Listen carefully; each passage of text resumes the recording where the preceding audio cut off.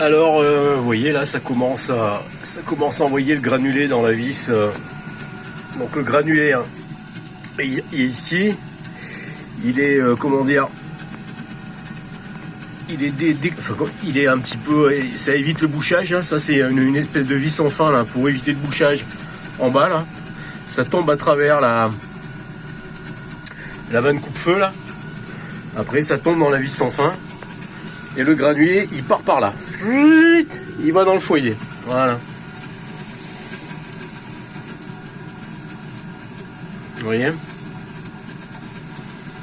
Donc ça évite les bouchons, ça évite... voilà. Et des fois, alors c'est là que ça se bouche, hein, des fois. Hein. Quand le granulé, il y a trop de sucre à l'intérieur. Hein, lorsque le granulé n'est pas entier, malheureusement, hein, des fois des fonds de silo ou un granulé qui est de mauvaise qualité. Ça arrive, on en voit de plus en plus du granulé de mauvaise qualité. Donc ça peut arriver aussi. Vous voyez?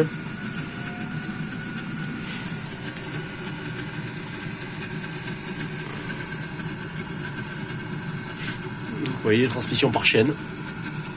On voit le tendeur de chaîne aussi là, un petit tendeur de chaîne sur le côté là. Et à l'arrière, il y a le petit moteur, on voit le petit moteur qui tourne là avec le petit ventilateur marron là, sans capot de protection là, voilà, c'est ça, vous voyez. Tac.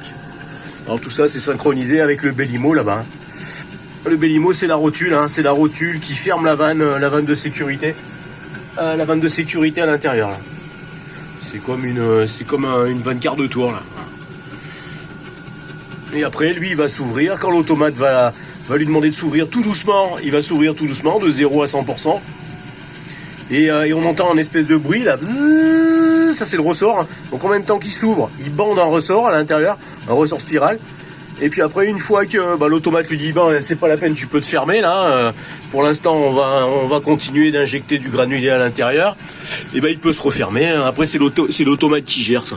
Alors là, on voit qu'il n'y a pas de capteur. Hein. Je vois pas de capteur, là, sur les... Des fois, il y a des capteurs hein, sur les nouvelles. Maintenant, là, on peut avoir des capteurs magnétiques. Des capteurs magnétiques comme celui-là, là, qui peuvent être inscrits, enfin, qui peuvent être installés, là, sur la vis sans fin. Là, peut-être que c'est un système de temporisation. Je sais pas comment c'est géré ou avec la température de flamme. Je sais pas exactement.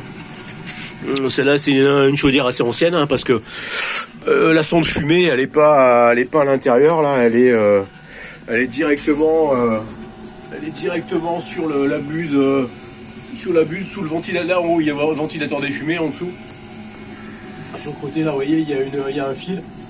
Enfin, je sais pas si on le voit là, mais bon, il y a un fil avec la sonde des fumées qui est directement sur la buse de sortie. Voilà comment c'était régulé à l'époque, hein, sur ces chaudières de 2006 à 2008, là, ou peut-être même 2010. Maintenant, c'est pas la même régulation. C'est une régulation, et c'est pas la même régule que celle-là. C'est différent. Tout a évolué, c'est tactile maintenant, c'est un autre système.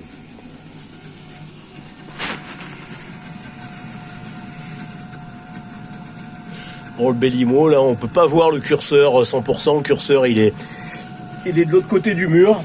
On peut pas le voir. Hein. On peut pas le voir, malheureusement, le curseur ouvert à 100%. Je sais pas si c'est ouvert, là. Je sais pas.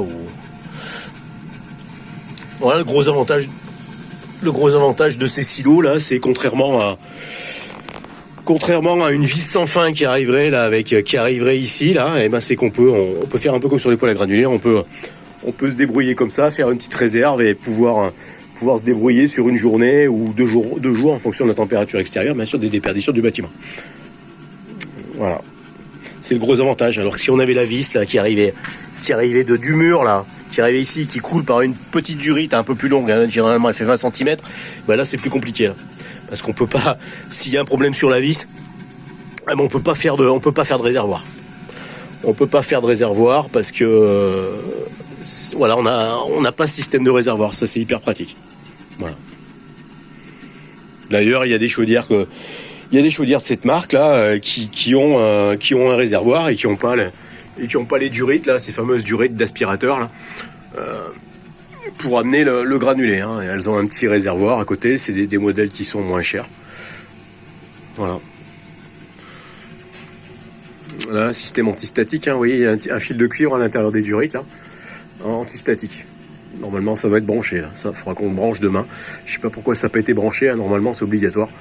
Voilà, ça c'est connecté là-dessus. On le déplie et on le déplie, il aspire, parce qu'en fait là dans chaque spire là vous avez le fil de cuivre qui suit du bout du silo jusqu'à l'entrée de l'aspirateur là, et voilà, ou la sortie de l'aspirateur, non ça doit être la sortie de l'aspirateur.